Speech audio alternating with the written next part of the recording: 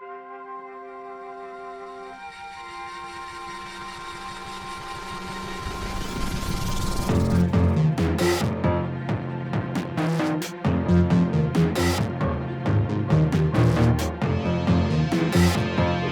just don't know what really causes this phenomenon. So this has been going on for a very long time, but every time it happens, the scientists come up with a new far-fetched explanation for it.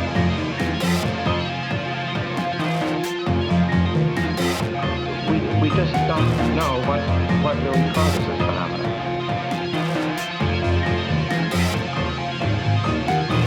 And that's what the witnesses are always describing, incredible as it is.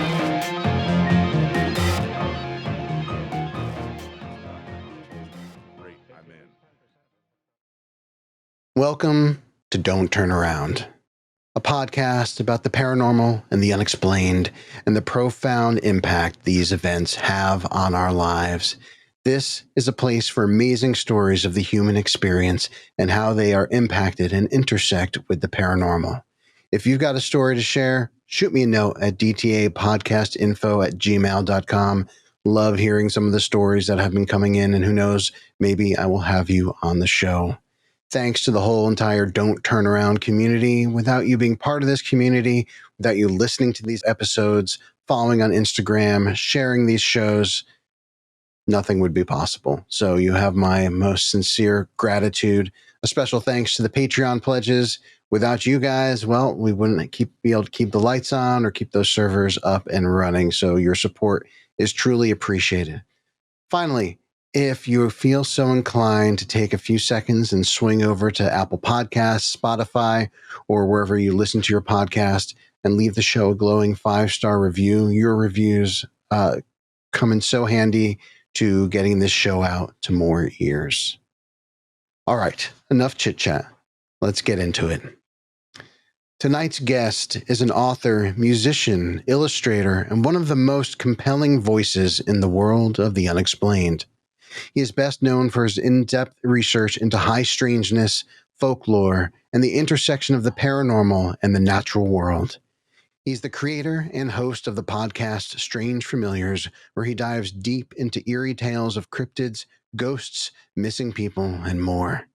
His books, including Where the Footprints End and his most recent book, I Have Never Minded the Loneliness, Hermits and Their Stories, explore the folklore and metaphysical dimensions of Bigfoot encounters and other mysterious phenomena.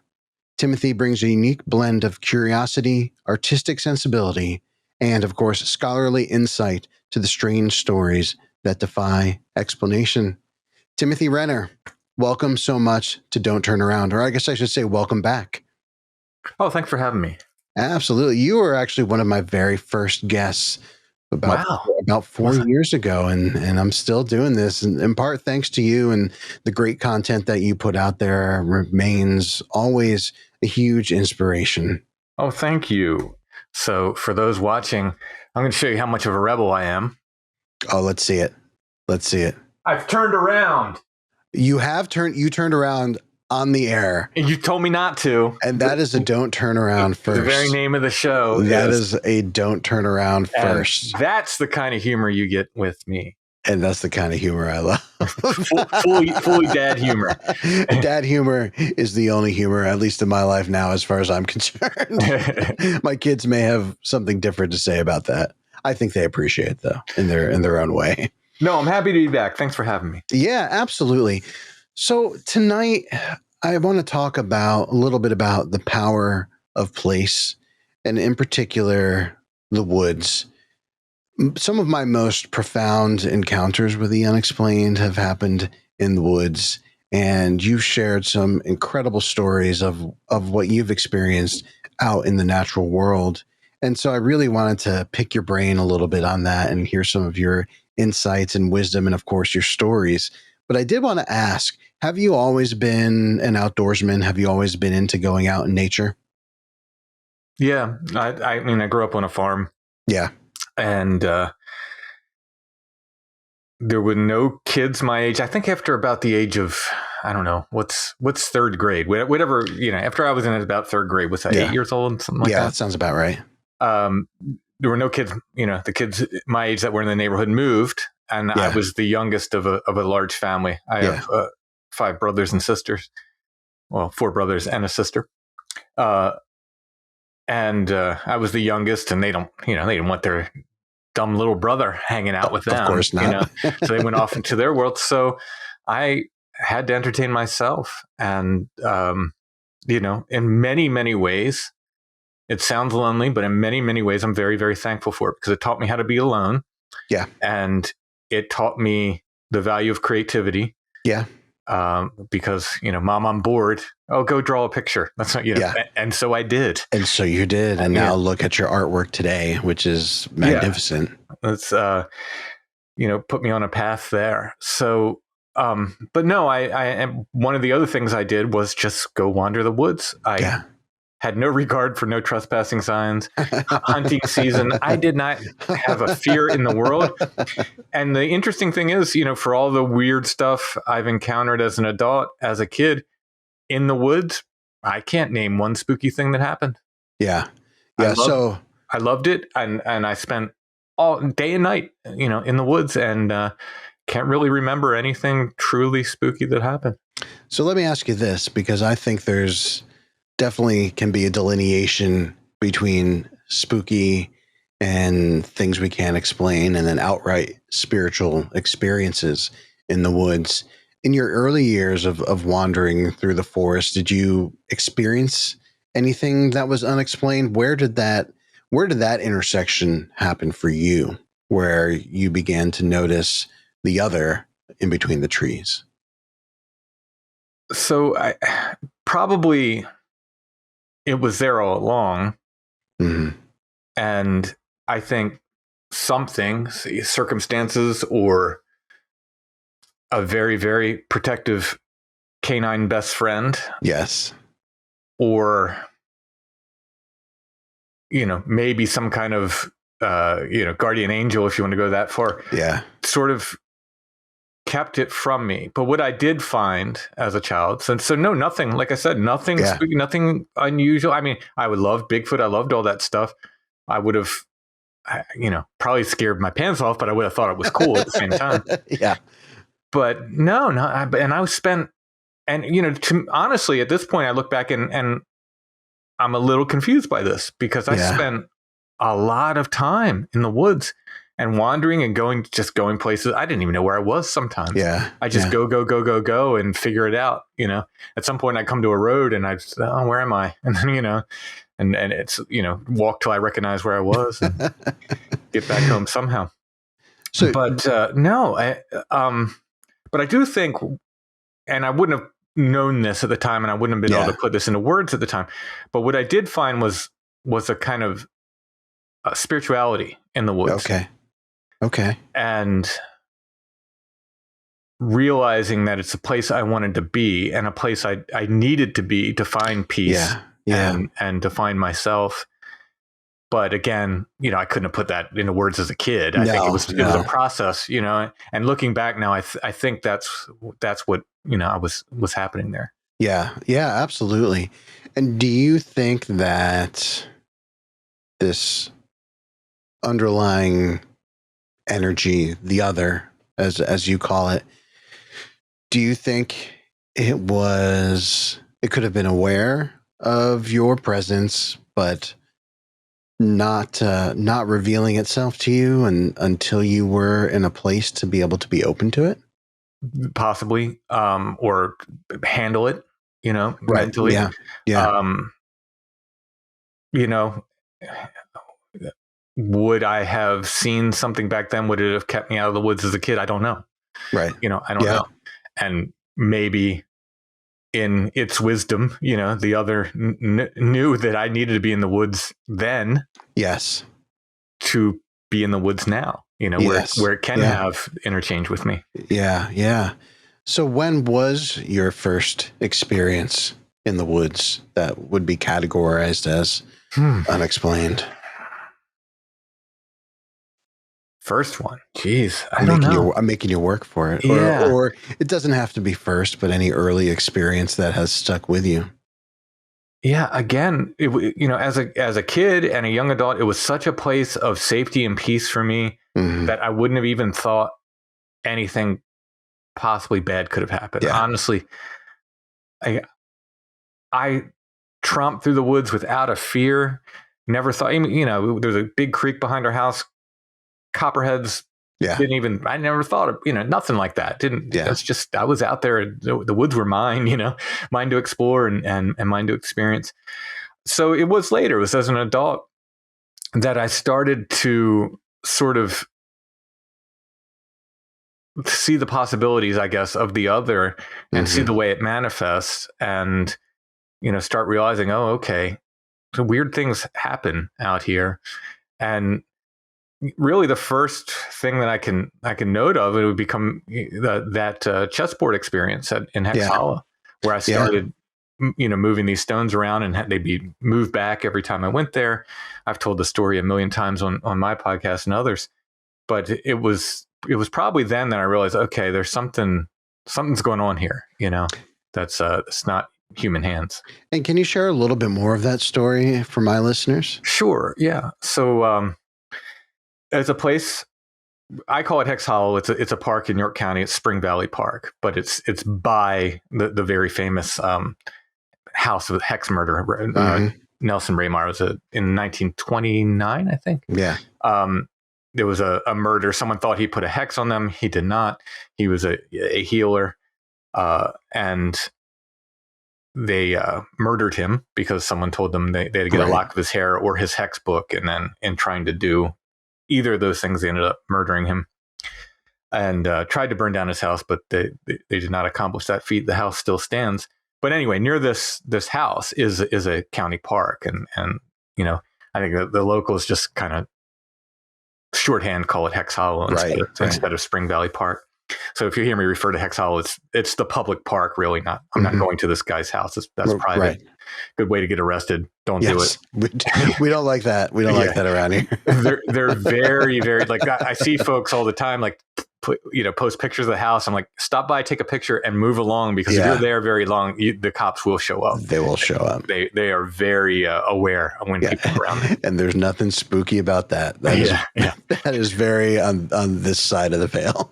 But I'd been hiking through this park for years. I mean, since I moved to Pennsylvania in the 90s, I thought I knew every trail in this park. And one day I was there with a friend, and we walked down this sort of side trail, and there's this trail that I'd never walked before. Like, what? Like, it was kind of confusing to me. I'm not suggesting there's anything supernatural about that. It's just I happen to have missed this one trail. Yeah. But at this sort of trailhead was a boulder. And on top of that boulder, it looked like somebody had been sitting there and just taking quartzite, white quartzite, and just smashing it on the boulder. Yeah. Like, they had to do it for hours because there's splinters of white quartzite everywhere. I'm like, that's weird. That is weird. And there was a little arrangement of the rocks. So I think I stacked them. I made a very simple cairn on top of this boulder and left. And I went back a few days later because I hadn't gone down that trail. And my friend, for some reason, I think we were towards the end of our hike or whatever. For some reason, I needed to explore this trail, right? I needed to explore this area that I hadn't been to. The only trail I hadn't walked in this park. Yeah. So I go back a couple of days later, and I happen to see, and the stones are moved. I'm like, okay, that's weird. Somebody moved them. And at this point, fully thinking it's people. Right. You know? Of course. But I move them again. Like, okay, let's play this game, you know. And I walk this trail, and this is the closest place to my house to hike. So I am there, you know, fairly often, just for the ease. Like, if I want to take a quick hike, it's 5 minutes away. I can just run down and hike there. So I went, you know, sometime after that. I don't know, it's probably a week later. I don't know, but, you know, a short time, and then it's changed again. The rocks are changed again. So now I'm interested. So I start showing up, and every time I would do it, I would make sort of a more complex cairn, you know, sometimes 2 or 3 stacked, thinking like, if this is another person, they're going to match my complexity. They're going to like play off of what I've done. Right. But I noticed that it was every time it was just moved back to the same. It was like a sort of like a triangle. So it'd be a stone at 3 points and a stone in the middle. Like almost every time, not every time, but almost every time it would be back to that. but every time it would be moved in some way or you know. So I mentioned something to my wife, and at this point she's still a skeptic, but she's a sort of a honest skeptic now, what I call an honest skeptic, someone who's at least willing to say strange things happen, but they don't know what, I like that though. Honest skeptic. I'm going to remember that. But at this point she was pretty hard skeptic, pretty, you know, you're all crazy kind of thing. Right. And she's like, well, somebody's doing it. And I was like, yeah, but they're there as much as I am. Right. Right. So already I'm like, so now I'm interested. I'm like, okay, they're there as much as I am. So now I'm going more often. Now I'm going like 2 or 3 times a week and changing these. And every time they're changed, I'm documenting on my phone, you know, like taking pictures every time they're moved. I'm back. And finally, I think the thing that really shook me up and made me think like, this is definitely not a person. I went there with my wife and kids to hike one time, and they wanted to hike around a pond that's kind of like in this lower part of the park. And I said, well, I'm going to, at this point, my wife's calling it my chessboard. She called it my like she named it. She says, you're playing chess with someone, like this, you know?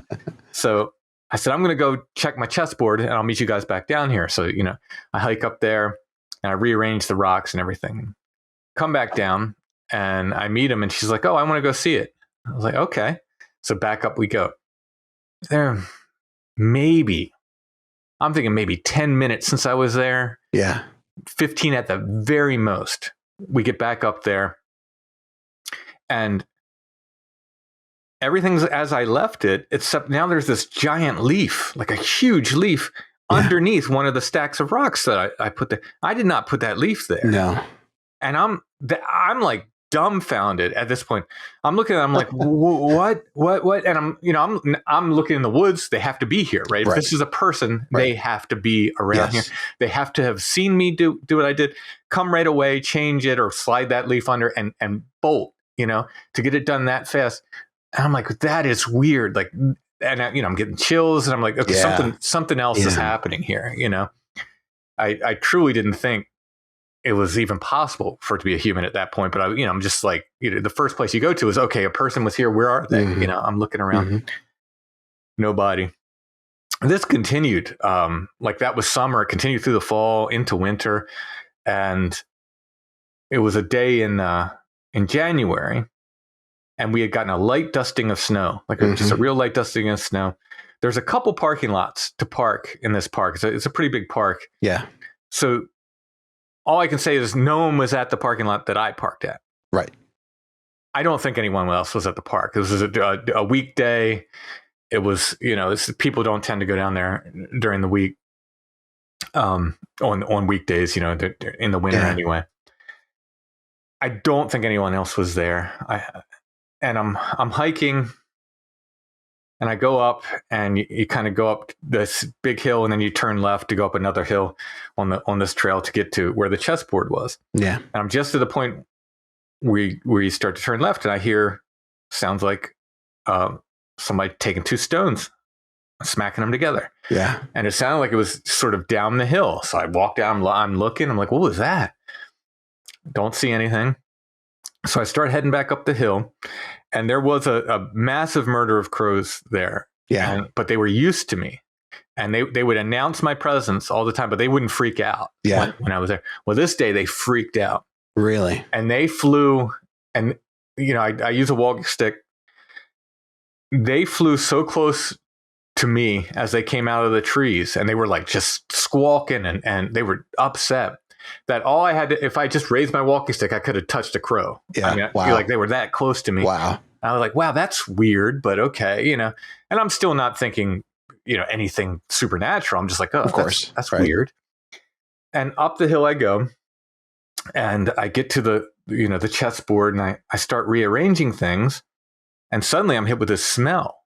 It's just massive, it smelled like if in the dead of summer, if you're hiking, and you come across a big animal that's dead. Yeah. And that just sickening smell of death. But the heat makes it worse and just makes it kind of hang in the air. It was like that. So, I've smelled dead animals in the winter too, but they don't have that kind of same power that they do in the summer. Totally. And this was like that. It was just like all encompassing and it just hit me all of a sudden. And I was like, whoa. But with that came this fear response. And I've hiked there hundreds of times at this point, always by myself. Like, very rarely did anyone hike with me there. I was very used to hiking there by myself. I enjoy hiking by myself. I'm not scared to hike by myself, but I'm hit with this fear that overcame me. I wanted to run. I wanted to run so badly, and I couldn't. My knees locked up. Wow. So I had that walking stick. I'm literally leaning on the walking stick because I'm afraid I'm going to fall. And I'm so I can't even explain the fear I'm feeling. And I'm trying to talk to myself. I know what the smell means. I heard a rock clack. Yeah. I'm certainly well versed enough in Bigfoot stuff, and I'm like kind of like isn't this what you want? This is happening. You better get brave. This is what you wanted, kind of thing. And I'm trying to sort of steel myself for this. And just about when I think I can't take it anymore, I hear from the opposite direction of where I heard the rock clacks, I hear, and it sounded like 3 gears. And when I say this, I think because you hear these stories of these big, massive machinery sounds people hear underground, it wasn't like that. It sounded like little gears. Yeah. But it sounded like little metal gears just going click, click, click. Wow. And with that, the fear went away. The smell went away. Everything dissipated. I was able to, rearrange the rocks and like kind of chill out a bit and look around. It all went away. Very, very strange. Now, I was still a little shaken up just because of what had happened, but, it wasn't like I wanted to run anymore. I was, I definitely settled down. And I did my thing and looked around a little bit and back down the trail. And then I noticed, and these could have been there on my way in. I might not have noticed them because I was looking up at the crows, but there's these footprints that came off of this game trail and across the main trail and then up into this sort of fallow cornfield. Not defined enough to see toes. Yeah. But quite big with a very big gate. Yeah. Mm-hmm. I could reproduce it by really stretching my step as long as I could. And it was foot shaped. Again, I couldn't see individual toes. I call these like maybe tracks or right. They're not going to convince a skeptic, right? Right, of course. They're definitely foot shaped. You could see them in the little, like I said, a little coating of snow. And then they walk up into the field, and then you can't see because the field's all broken up, so you couldn't follow them from there. And I'm like, okay, that's weird. These definitely look like footprints. I think I took a few pictures of those and went on my way. But that was, that was pretty intense. And I remember describing that on Where Did the Road Go? Yep. And I described it as a Bigfoot experience. And Josh and Soraya were there. And they said, well, wait a minute. You didn't see a Bigfoot. And that was really an eye-opening moment for me because I was like, oh, I had all these Class B things. Right. And then those guys pointing out that, well, Class B is a lot like poltergeist, and that sort of readjusted or began to readjust my thinking on this. Soraya likes to take full credit for me having for your epiphany, having no woo before, but I was there. If you read my first book, I say in my very first book before I ever met Soraya, there's weird stuff about the Bigfoot phenomenon. Yeah, but that said, they did push me along with that, that very thing, and I was like, you know what? I didn't see anything. I don't know what it was. It had these elements that the flesh and blood guys would say, oh, that's a Bigfoot experience, but I don't know what it was. Wow. Chessboard thing continued until into the spring, and one day I cut myself on that quartzite. It was very sharp. Okay. And I bled all over the rocks and all over my everything. Oh, so it was a bad cut. Yeah. I thought, oh, this is really going to amp things up, like blood sacrifice, right? Done. Done. It stopped for that place. It stopped. That is remarkable. No more. I could rearrange every time, and they never changed again.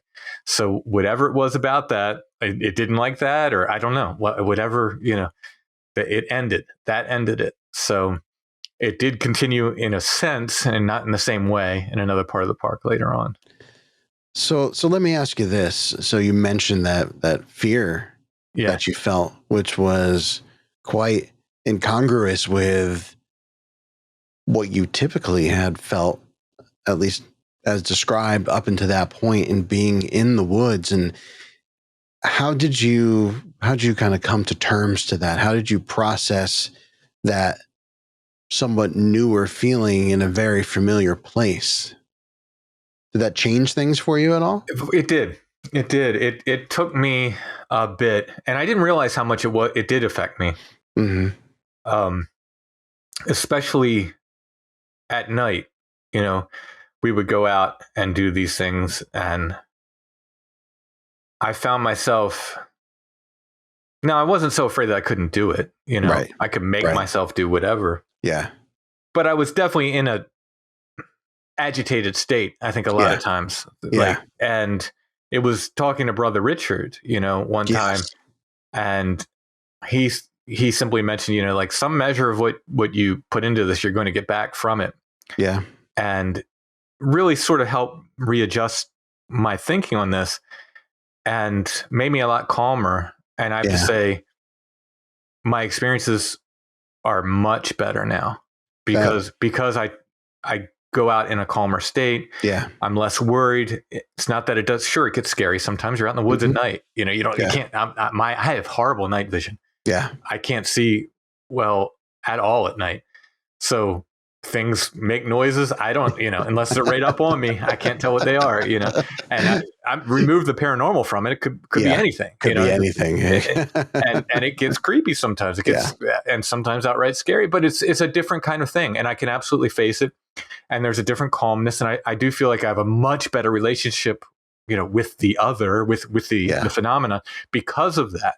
And I'm very, very happy for that, I made that adjustment on Brother Richard's advice. Yeah, that's brilliant. But yeah, it did affect me for a while. I don't think I realized it. I don't think I realized how much it did until I sort of stepped back. It's like, no, you need to be calmer and just more peaceful and, realize that, you've never really been hurt by anything. You're fine. And then just, kind of readjusted my whole position on it. Until then, I don't think I realized how much it had affected me. Yeah. And so now, kind of given time to process and your conversations with Brother Richard, how would you say that your relationship with the woods has grown, evolved, changed since when you were younger? I think it's probably, now I'm probably a lot closer to where I was when I was a kid with it. Yes. Okay. Having come back to that place of just, it is in a sense a holy place, and a place of amazement and wonder.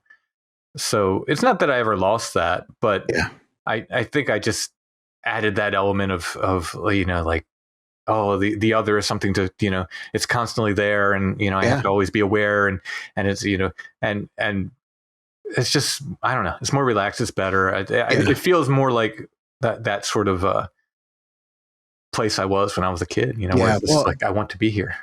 And I think you used the word aware. And I think that awareness is a key component, right? In deepening that relationship, but also kind of coming full circle with it as well. And I think the experience, it sounds like, led to self-awareness as well. And I think having this capacity to really be fully present when you're out in the woods. And even if you are experiencing some fear, that if you sit with that fear, it will eventually pass. Yeah. And I should mention, like, I never stopped hiking or anything. It never got that big. This is all about just like sort of an internal monologue that I didn't, I didn't even realize I was having, and I mean, I will put myself in places by myself in the woods on purpose. I realize I do this and I have MS and I probably shouldn't. I go too far alone. I go in places where I shouldn't alone because I really like knowing that the only way I can get out of this is with my two legs. Yeah. and I have to get myself out of this.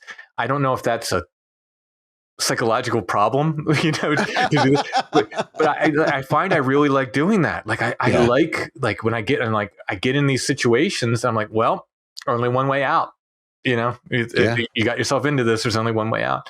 And I very much enjoy that. So I don't know what that is. That's really interesting. Not much of a daredevil. So maybe that's how it expresses. That's how it expresses. Well, it's exercising real self-reliance, right? And so there is satisfaction in that. And do you find that there's a bit of a thrill to it for you as well? Yeah, I guess. I don't. It's more of a. Not so much a thrill, more of a understanding that okay, you did it, you're fine. Yeah, and you'll be fine the next time. Yeah, and that comes back around to that self-awareness piece, which I think is a crucial element when it comes to authenticity. And that's one thing that I always get from you is authenticity. You strike me as authenticity as being an important value to you. And it sounds like these experiences only emphasize that authenticity, both to yourself and then outwardly as well, and to the other. Yeah, I mean, I really try, and other people have mentioned this. I'll just give an example. When I was touring, I never had stage clothes. I just walk up on stage with whatever I'm wearing because I was not playing a character. Right. That was me on stage. I was just like, these are my songs, this is what I'm doing. It's kind of the same thing, I guess, in that I never reading about ghost stories was fine when I was a kid. Right. But when I heard there was ghost stories locally and there was a place I could get to, now I have to go there. Right. Yeah. I want to experience this. So, I mean, I don't know. And then whatever punk rock did to me, through the 80s and the DIY thing. And it's like beating you over the head with, do things a certain way and be authentic and all that. So there's whatever. It all led to this, everything. Well, thanks for sharing that. It's a story that I've heard before and a story that I never grow tired of, because I really think it does really speak to the magic of what can happen in the woods. Sure, something like that could happen in a haunted house, I'm sure, but just again, the wilderness has its own power and presence that feels bigger, at times feels older, and you feel like you're tapping into something just as almost a primal kind of magic, right? And I really think that story really emphasizes that in a very special way. The other is everywhere, and you can experience it in cities and in homes and everything. But I think it's easier. It's easier to access it in the wilderness. Yeah. Not to get religious, this is just an example. Jesus said, "Go out to the wilderness to pray." Yeah. Well, why did he do that? Well, because you go out there, you get away from people, you can experience the spirit more. I mean, I believe that's why. I think he's saying, get away from the distractions and you're alone, and then you're in another place. You are in our best. We realize, I think, that we're visitors there, right? Yeah. Yeah. And we are visiting. Good. I mean, gosh, I'd love to live there, but look, we live in houses, and that's the way it is. And maybe someday I'll have that hermit hut deep in the woods, but but not, right now I live in a house in a town, and I think, the vast majority of us live in towns or cities. And when we go to these places, when we get to these wild places, we're visitors. Yeah. And when we are at our best, we realize that, and we go in with sort of a knowledge of that. Like I am here as a visitor. This is a wild space, and the rules are a little bit different here. Yeah, and we respect that. Yeah. Oh, and I think you hit the nail on the head there too. Is that respect is paramount coming into these spaces, and I think going in with respect, also in that intention, is directly related to the kind of experience that you're going to have, or if you have any experience at all, right? Yeah. Oh, yeah. Yeah. And now there are people who have zero respect, and they're very rude, and they're very nasty, and don't think anything about leaving garbage behind. And they have experiences too. Yeah. And more often than not, I truly believe those are the very negative experiences. Yeah. Yeah. That people come out and like, they will never go to the woods again. Yeah. They've had an extremely negative experience. Yeah. I think that does happen a lot. Yeah. And you think about it too, if we're thinking of the energy that resides there, that's a surefire way of making sure that these unwanted guests aren't coming back. A negative experience is going to drive them out, and they're not going to come back. And and so it's like that almost seems like the plan. Yeah, I don't know what any of these things are, but I do feel like one of my my gut feeling right now, where I sit with, like, let's just say Bigfoot, is it's a sort of a nature spirit, like a genus loci. It's a spirit of place. It's going to respond to how you treat, the woods and the surroundings and so forth. Yeah, absolutely. So moving on, I'd like you to tell my listeners a little bit about a place you call Site 7.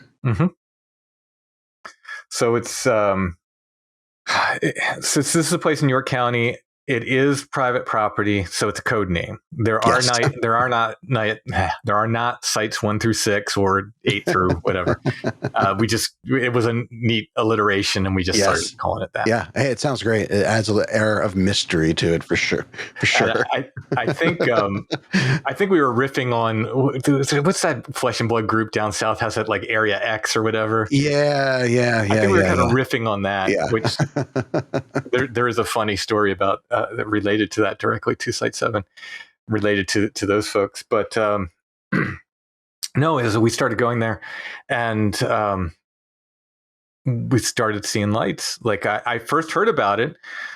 So there's a guy, it's around my age, and I really like asking people my age or older stories about Toad Road. Yeah. Because anyone younger, they seem to get infected by the internet. And the stories that popped up on the internet, I wrote a whole book on it, are not the stories that I heard when I first moved here, and not the stories my wife heard. She grew up here all her life.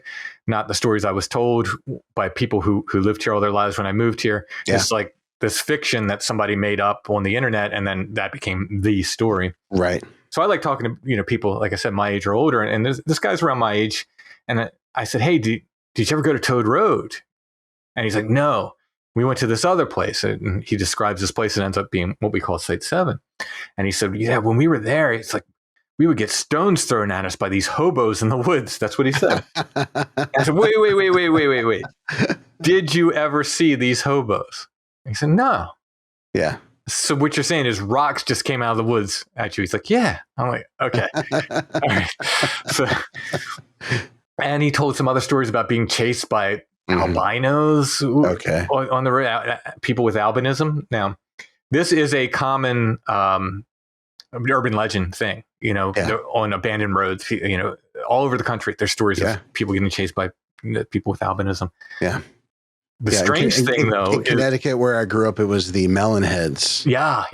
Which I think there are a couple other pockets where they're around, but that was our big sort of, in the wilderness road off the beaten path. They called it Dracula Drive, was like the code name for it. And you would go out there and you would look for the melon heads. And this goes back to my parents. Sure. Would go out there with their friends in the car and look for the melon heads back in the 50s. Yeah. Very similar kind of urban legend stuff. Yeah. So that story, I kind of like grain of salt with that. However, very interesting. The things we started getting reported from Site 7 when I started talking to witness and stuff, many of them were white or very light gray in color. What people were seeing, literally, like one woman in her rear view mirror was parked in the parking area there, literally saw a gray alien. Like she saw a gray alien. Yeah. Someone saw a I think it was a white, like sort of giant weasel, but it was white in color. I saw something there one day. Yeah, I described it as a guy in a. My first thought was it was a hot day. It was like in the mid 80s, and I heard something in the brush, and I looked over, and my first thought is, oh, there's a guy in a. Remember the old like sort of heather gray sweatshirts that people wore in the 70s? Yes. I was like, oh, somebody's wearing one of those sweatshirts with the hood up. Right, with the hood up. And then him or whatever it was turned quickly and ran through the brush. I got a very quick sighting, whatever this was. And it just, could have been that, but it really didn't make sense for the weather, nor did it make sense for someone to be in the really thick brush there. Right. Or also darting off into the brush. Yeah. Like that is strange behavior. Yeah, it was odd. So there was that. Someone sent me a photo they took of it, this is, I'm sure, natural, but just an odd thing to add to the mix, of an albino deer literally right in there. They took a photo of it. So like a lot of things, white things people were reporting, which makes me think, oh, okay, this story of this being chased by people with albinism, sort of, pale crawlers. People have seen pale crawlers in there too. Yeah. So, again, like I'm like, okay, so there's the urban legend thing, but does it have any kind of thrust to it? So I told a friend about this place, and he beat me there. I shouldn't have told him, but he lived with his girlfriend at the time, and she lived like with a couple miles from the place. Okay. So he goes and gets there, before I do, and he's like, "Man, there's weird lights in the woods here." I was like, "Okay." And I get there one night, and I called him up. I'm like, "I don't see any lights. What are you talking about?" There's sort of an abandoned road, and I was looking down the road from the area you can park. And that's where I was looking for lights. And he said, no, like look over to the other side. And I'm looking, and we were there for about, 20 or 30 minutes. And I don't know if our like just sort of night vision finally kicked in or what, but all of a sudden I was like, oh, there are lights here. Yeah. And the guy who was with me, his name is JR. That's JR, there are lights here. I was like, what? And he comes over, and I'm like, look. And we were watching these things. They were moving around. They were changing colors. They were. So the guy that went there that saw the lights before, I call him Bigfoot Jeff, because he was one of these guys, the great guy, but he saw Bigfoot everywhere, right? Like, right. Every bush was a Bigfoot. So he's telling me like, oh no, it's the Bigfoot eyes, and they change color according to their mood, and they communicate with the colors in their eyes. Well, how do you know this stuff? Like, so, but the odd thing was we have binoculars, and when we're looking with binoculars, so it would look like a single light. You look at it with binoculars, and darn if it didn't look like two separate lights. Yeah. Through binoculars. Yeah. And it was moving, and darn if it didn't look like it was moving, like in the constrained way that about someone like who was squatting down and then would stand up. Yeah. Yeah. Okay. Like no further than that. You know what I mean? And it's like, like, are you kidding me? Are there really? These are going to be eye shine. You know what I mean? Like, yeah. Like, and again, I don't think that's what they are after all. Yeah. I don't know though. Maybe. I did see actual eye shine there one night, but that's a different story. So anyway, I said to JR, he had a laser. He had a military grade 10-mile laser. Oh, wow. A green laser. That's a strong laser. Yeah. And I said, hey, take that laser and hit that light with it. And he's like, okay. And it took him a while to train the light in, to train the laser on the light. It's not as easy as you think, but you could tell when he did, because he'd hit these lights and they would turn red. They would go from like white or blue, whatever color they were, they would turn red, and they would aperture out. They would move like that and just go out. Really? Every time. He did it again and again and again. They turn red and aperture out. And then a little while later, might be a minute or two later, boop, they come on again. And every time he hit him with that laser, they turn red and aperture out. Now, I don't know a man-made light that'll do that. No. What is that all about? Yeah, I have no clue what is that all about? What that was. Now I've had people, "You were shining lasers in Bigfoot's eyes, you meanie."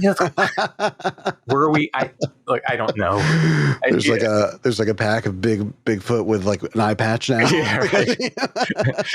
we were performing long distance LASIK. That's right.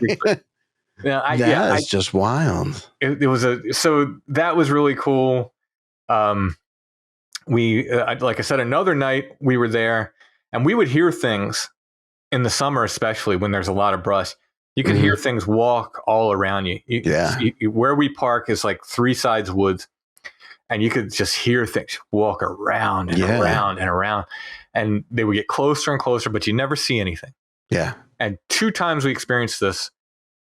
It sounded like something crawled right up to us and did what I call a gorilla grunt. I'm not going to be able to get it as low as it was, but it was something like that, but maybe like a half octave lower. Yeah. Just, oh boy. And loud and right there. Both times it happened with 2 different people, once with Chad and once with James. It backed us up, 10 feet. Like we were like, whoa, Yeah. What is that? Because it was right there. When it happened with James, we were just about ready to go, and we don't, try not to use our flashlights because it ruins night vision. Yeah, of course. We said, look, next sound we hear, lights go on. We'll see if we see anything. Yeah, and we'll go because we kind of getting tired. What was that grunt? I flipped my light on right there, nothing but brush, couldn't see a thing. But I turned it over to where that old road goes off into the woods, and I hit 2 white eyes, the size of fists. Now this is eye shine, reflective with the light. Yeah. I'm guessing, it's hard to tell. I saw nothing but the eyes, but I'm guessing from where it was 8 feet off the ground anyway. Wow. 2 big, and about the size of fists. Honestly. Wow. They lit up. Holy moly. And I said, James, did you see that? Did you see that? He wasn't looking. This thing turned. You could literally see in the flashlight. It turned, and I presumably started walking away. And I said, I'm telling James, James, you should have seen it. Oh my God. Thankfully, this thing turned back around. He saw the eyes again. It turned again. And so he did get to see. So he got to see it. When it turned around, he got to see the reflective eyes. Crazy. That crazy is nuts. Did you feel any fear seeing this? No, it was more amazement. I was just like, wow, that was incredible. Yeah. Wow. So that was super neat. We've had one night we were there, and again, this was with James and I, and we're just hanging out, and all of a sudden we see lights in the woods. We're like, what is that down there? What are those? Not the normal lights we saw. These are like flashlights. We can tell. And I'm thinking poachers right away. And I'm like, I don't want to deal with poachers. No. Let's just head out and we'll come back, So I had left a recorder zip tied to the a pole there, so we leave an audio recorder there. And it has a little red LED light on it. And, I drove out maybe a quarter mile. James is a big dude. He's not afraid of anything. And he's like, they're going to get our recorder. I'm like, they probably won't even see it. He's like, no, there's that red light on it. Come on, we're going back. I was like, all right. So I turn around, and I hadn't even parked the car yet. And James is just rolls out of the car. The car's still moving. And by the time I get the car parked and get over to where he is, I hear him saying, what are you doing? And it's these teenagers. Of course. So they were back there. They thought we were cops. We thought they were poachers. So we're talking to them, and it's like, hey, what are you doing? They're like, oh, we were just hanging out back there. And of course, I'm like, hey, you ever see anything strange back there? And there was 3 kids, and the one says, ooh, you mean like Bigfoot? And this other kid shot him a look like, shut the hell up. He just went, you did not just say that. Yeah. And I was like, well, whatever. And you could tell the other kid was leader of the pack. He was shutting it down. Yeah. So I was they said, the only thing we saw is that drone you guys are flying over our heads. And I said, what drone? Yeah. I said, we don't have a drone. He's like, no, you guys were flying a drone over our heads. I'm like, we do not have a drone, man. And you can't fly it through the woods at night anyway. You had to be highly trained Yes. drone pilot. And he's like, no, he's insistent. I'm like, we do not have a drone. I was like, I promise you, we don't have a drone. So that was very strange. So yeah, we've had a number of strange experiences there. That's wild. One of the coolest things, and Chad found this by accident. He found someone's paper they had written for college on local folklore. Yeah. And they talk about this place where they'd written it in the 1980s. Okay. And at the time, now these farmhouses have been torn down, but at the time there were abandoned farmhouses there. Yeah. And they talk about the phenomena people were seeing there. And one of the things they said they saw was strange colored lights in the windows of these farmhouses. Wow. So it was like way back in the 80s. Oh, People, wow. Yeah. And that's amazing. Yeah. That is amazing. Well, I would love to go out there someday. If there's any open invitations or anytime you're going out there, in the area, I'll blindfold you and yes, exactly. You can blindfold me. You and give me the Mr. T treatment. Yeah. You'll wake up 3 days later. No, exactly. No, I'm happy to take people there. It's again, as long as everybody realizes like this isn't a hangout place. This isn't paranormal tourism, and depending on your standards of trespassing and wariness of police. Yeah, we'll talk because I'm absolutely just fascinated. Yeah. So my buddy John, who's a now regular investigation partner with me, was very skeptical of Site 7. He said, take me there and I'll tell you what those lights are. And absolutely come with me. Yeah. I want to know. Please. Yeah. If you can explain what these are, please. And the night I took John there, for some reason, we decided, so it's near the river and you can either, it's sort of at the top of a mountain and you can either park at the top of the mountain and just be there, which is what we normally do. We just park and kind of look into the woods, or you can hike in. It's a long hike from the river and go up the mountain. Well, we decided to do that. And we hiked in during the day and just sat there about where we saw the lights. And we said, like, just sit among them essentially and see what happens. And I was ready for this because it gets creepy. Even after this, when I've had John there, after this other experience, there's been times where we've been at the parking area and John, and usually this isn't him being fearful, that everyone tends to agree when it's time to go. John's like, yeah, it's time to go, and we've been in there amongst it. So, but this, because of that, and I had those experiences previous with everybody I've been there for one time or another. Chad's afraid of nothing. And there's been times Chad's been like, yeah, we need to go. It's time for us to get out of here. So it can get wild up there. So I thought sitting in amongst it, this is going to be intense. This is going to be really, really intense. It wasn't. It was very pleasant. The lights were playful. They seemed curious. They were coming right up to us. Wow. John was laughing. He's laughing. He's like, I don't know what these are. And he's just like, he's amazed. I think this is like kind of what I'm happy for it because now I have a great investigation partner in John. Yeah, that's amazing. It sort of shook up his world a little bit. He's like, I don't know what these things are. And I said, well, I told you. I don't know what they are either, but they're here. And the one thing, and this is, has informed a big part of my view of the other, is at some point he was on his knees trying to catch one of these lights. They were that close to us. He was reaching out, trying to catch it. I was to his left side, I don't know, no more than 10 feet away, so 6 feet, 8 feet away, something like that. And I'm sure I was watching the same light because there weren't two or three around. There was one. It was the one he was reaching for. And I happened to ask him, I said, what did you see? What did that look like? And he said, oh, it looked like a golf ball or a ping pong ball that was glowing, about that size, and it was glowing white. I saw a white light, but from where I was, it just looked like a single LED floating in front of John. So I truly believe we were looking at the same thing and seeing something different. Yeah. I love that too. I think that happens with this stuff. I think it really can happen. I think absolutely. And to see tangible evidence of that, something you could see with your own eyes, compare it to someone else's shared experience and have that be a different experience. That's remarkable. That is absolutely remarkable. The last time we were there, so 2 times last year, I went, around Christmas time. So this would have been, I guess, not this past Christmas, but the one before. Mm-hmm. Mm-hmm. Josh Cutchin was up visiting, and we went in, and at some point we came upon, up on the hill, a house. And this house had a candle in every window. Okay.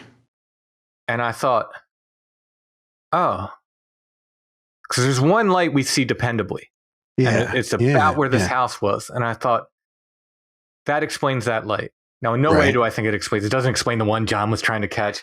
Right. But I thought, okay, this is the explanation for that one light that's always there. Yeah. We couldn't find this house really on a map. Yeah. We're looking at Google satellite and we're like, where is that house? But we're saying, okay, we're looking at something wrong. We're not seeing it right. There's a house there, right? We kind of leave. And I think I made a joke, like, wouldn't it be funny if that house disappeared and was never there again? We went with Tyler Strand. Yep. And this would have been last summer. It was John and Tyler and I. And we were in there. And the first thing that happened, among other sounds, was it sounded like we were surrounded by a half circle of people, each of them holding sticks or claves. Yeah. Yep. And kind of doing the wave, but like clack, clack, clack, clack, clack, but in a row. Yeah. And we got surrounded by this sound like clack, clack, clack, clack, clack. It made a half circle around us, so intense and so loud. And of course, my recorder had paused. Of course. Unexplainably. Of course. But it was just like, we were all three looking at each other like, what? And like, that was super intense. And after that, we decided to hike down in to where we saw that house. Yeah. And we get down there and I'm telling Tyler about this house and he starts laughing. He's like, there's no house there, dude. He's like, what are you talking about? There's no way there could be a house there. And I'm like, I'm telling you there was a house there. And John had seen the house too.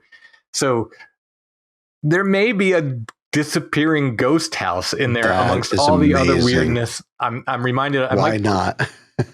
Mike Clellan has a story of like seeing a house or something on a hill. I think he was camping out.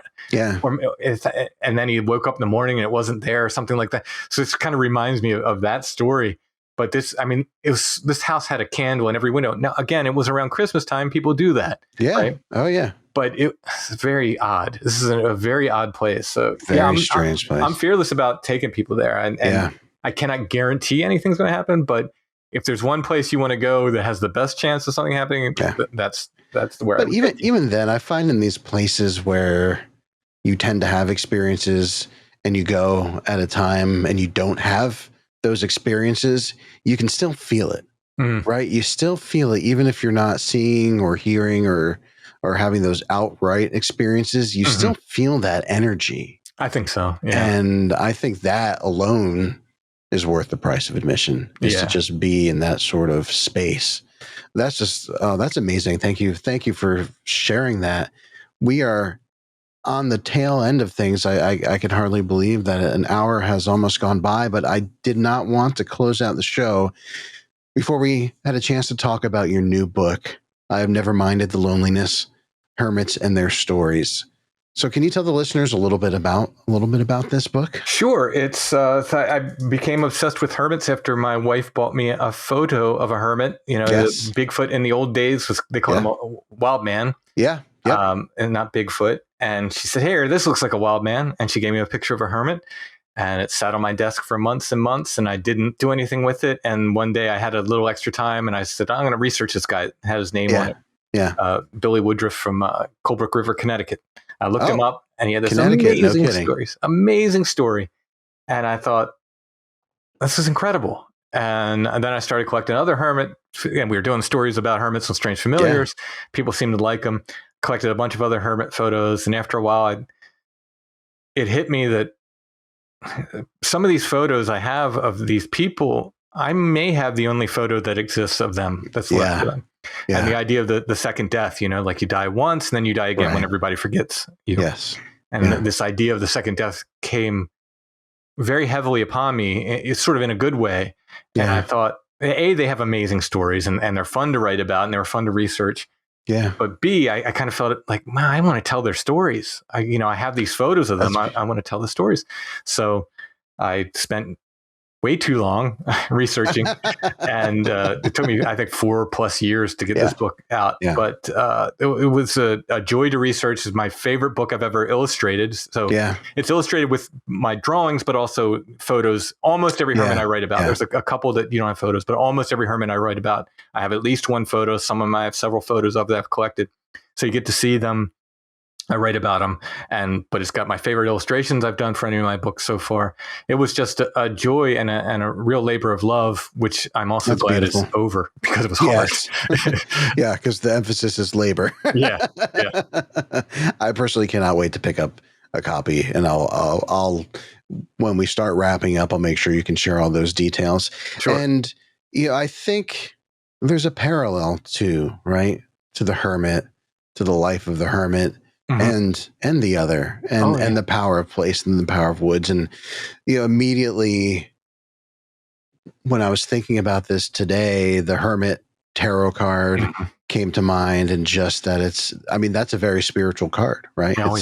And so there's this parallel, I think, that it fits so nicely in with everything else that is the power of place of the wilderness. And so I can't wait to read this. There's a reason why. Hold on one second. I'll show you the title page. Yes. There's a reason why the title page is the Hermit card. If you can see that. Yes. Oh, amazing. Also, it ties in.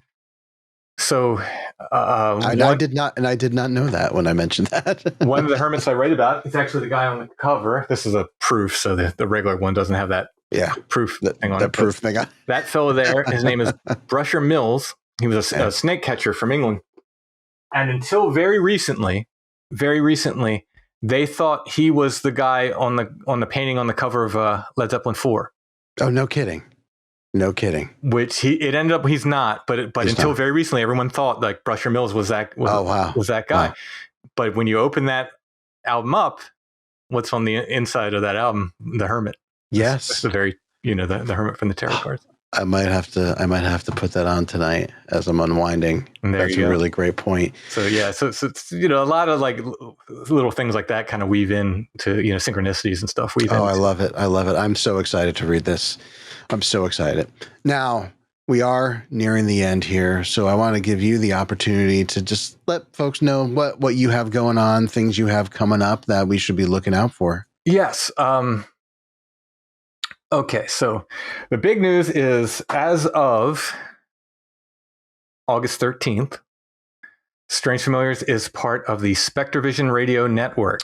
Oh, that's brilliant. So SpectreVision is the premier podcast network for esoteric studies, from the psi to psychedelics, from consciousness to creativity, from fiction to folklore. We're a gathering place for a generation of truth seekers searching for a community to call home. If people don't know, it was started by Elijah Wood. Yes. Daniel Noah and Lawrence Inglay. It's known for its canon of elevated genre films, including Mandy, A Girl Walks Home Alone at Night, and Color Out of Space, to name a few. But now they're entering the podcast realm, and we're happy to join them. So that's I love that. I love that for you. Congratulations. That's big. Well, actually, I think one of their shows, Euphemet, is also part of that family. And I discovered Euphemet and Strange Familiars around the same time, and I would not be doing what I'm doing today without you guys. So I think this is incredible news. So yes. I'm very happy to hear that for you. It's great for me because they're not just a podcast; they're actually a production company, and it gives me access to at least come to people with ideas. They don't have, it's not guaranteed they're going to say yes, but there's things I want to do that I don't have the means to do them, but at least I can get in the room with people, and present my ideas and maybe make some things that I've always wanted to do come to light. And they've already proven their value to me, because my dream job as an illustrator has always been to do comic book covers. Yeah. And before I even signed with them, they got me a job doing comic book covers. So that's amazing. I couldn't be happier. So that's amazing. Well, it couldn't have happened to a better guy. So congratulations. That's great news. Yeah, I'm happy for things that see how things go moving forward, but it seems like a good crew. Yeah. Do you have any appearances coming up? Are you doing any talks anytime soon? Albatwitch Day, October 11th, I think, is the only thing I'm doing. I had a bunch of them get canceled this year. Oh, so, man. Yeah, That's too bad. October 11th is Albatwitch Day. I was supposed to be in Missouri at the end of this month. That got canceled. I was supposed to do another one in Lancaster, Pennsylvania. That got canceled. So Albatwitch Day looks like it might be it for my appearances this year. For 25. Some other things might pop up. I'll say them on the show if I decide to, do merch at an event or something. But of course. As far as speaking, Albatwitch Days. Of course. Well, let my listeners know where they can find all the incredible things that you are doing and the best way to get their hands on your books and your artwork. And your music, too, of course. My books are available everywhere. You can order them in at local bookstores. You can get them from Amazon. I know they're the big evil company, but honestly, the split is pretty fair. I don't mind when people get them off of Amazon. But you can get them from me directly. From my Etsy shop. Links to everything I do is at strangefamiliars.com. Just one place you can find me, you can find the podcast, you can find links to my books and everything I do there. And what else? I think that's it. Bandcamp is stonebreath.bandcamp.com. Perfect. Well, great. Well, Tim, thank you so much for joining me on Don't Turn Around. This has been such a delightful and inspiring conversation, and I hope to have you back again sometime. Anytime. Just let me know. Thanks for having me. You got it. And to you, the listeners, thank you so much for, again, being part of the community. Thank you for listening to this episode. Thank you for sharing this episode to anyone that you think needs to hear this content. And with all that being said, we'll see you next time.